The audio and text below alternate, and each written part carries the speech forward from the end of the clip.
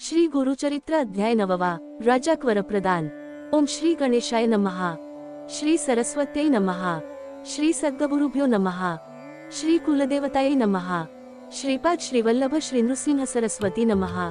सिद्धयोगी श्री गुरुचरित्र महात्म्य सांगत होते, ते ऐकून नामधारकाने त्यांना वंदन करून विचारले, महाराज, श्रीपाद येथे कुरवपुरात असताना पुढे झाले ती कथा मला सविस्तर सांगा। नामधारकाचा भक्तिभाव पाहून सिद्धमुनींनी श्री गुरुचरित्र सांगावयास सुरुवात केली। ते म्हणाले, श्रीपाद येथे कुरवपुरात असताना एक धोबी त्यांची मनोभावे सेवा करीत असे। श्रीपाद येथे नित्यनेमाने गंगेवर येऊन स्नान करून संध्यावंदन करीत असत, त्यावेळी हा धोबी कपडे धुण्यासाठी येत असे। कपडे धुवून झाले की तो श्रीपाद येतींना नमस्कार करीत असे। श्रीपाद येतींच्या त्रिकाळ स्नान संध्येच्या वेळी त्या धोब्याचे नित्यनमन घडत असे। एक दिवस श्रीपाद श्रीवल्लभ नित्याप्रमाणे स्नानसंध्येसाठी नदीवर आले असता त्यांनी विचारले, अरे रजका, तू एवढे कष्ट का घेतोस? मी तुझ्या भक्तीने संतुष्ट झालो आहे, आता तू सुखाने राज्य कर। श्री गुरु श्रीपादवल्लभ असे म्हणाले असता त्या धोब्याने आपल्या धोतराच्या पदराला शकून गाठ मारली। तो म्हणाला, श्री गुरु हेच साक्षात संकल्पाची मूर्ती आहेत। त्यानंतर त्याची मानसिक स्थिती पूर्णपणे बदलली। त्याने श्रीपाद येतींची अनन्यभावाने सेवा सुरू केली। तो नित्यनेमाने श्रीपादांच्या मठात येत असे, त्यांना लांबूनच वंदन करीत असे। मठातील सगळी कामे तो अगदी मनापासून श्रीगुरूंची सेवा म्हणून भक्तिभावाने करीत असे। त्याचा हा नित्यक्रम कित्येक दिवस चालला होता। एकदा वसंत ऋतू वैशाख महिन्यात त्याने अभिनव दृश्य पाहिले। एक म्लेच्छ राजा आपल्या स्त्रियांसमवेत नावेत बसून जलविहार करीत होता। त्या राजस्त्रिया नटून राजैश्वर्यात जलविहार करीत होत्या। त्यांच्या नोखा शृंगारलेल्या होत्या। नदीच्या तीरावर राजाचे सैनिक होते। शृंगारलेले हत्ती, घोडे होते, दासदासी होत्या। ते सगळे ऐश्वर्य पाहून तो धोबी अगदी भारावून गेला। त्याच्या मनात आले, आपण जन्मात एकदाही असे ऐश्वर्य भोगले नाही। माझे जीणे पशु समान आहे। या राजाचे जीवन खरोखर धन्य आहे। केवढे याचे हे ऐश्वर्य, हा किती सुखात आहे।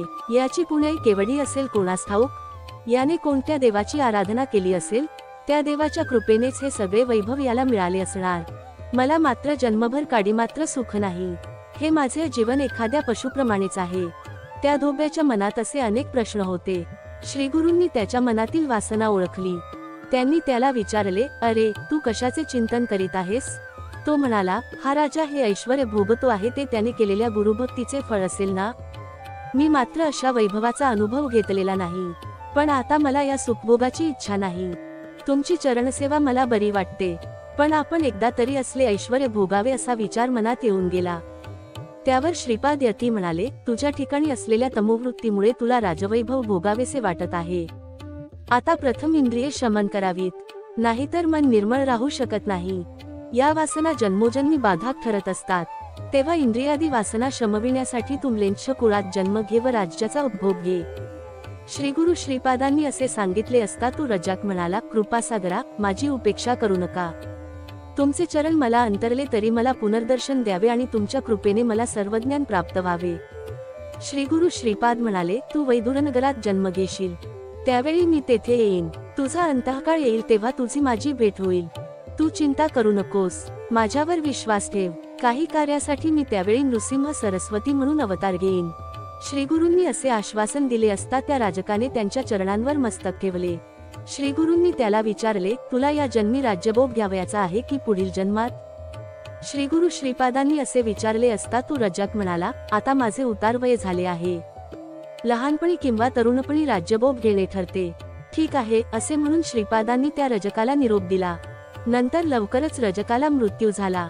रजकाची इतकी कथा सांगून सिद्धयोगी नामधारकाला म्हणाला, त्या कथा मी नंतर सांगेन।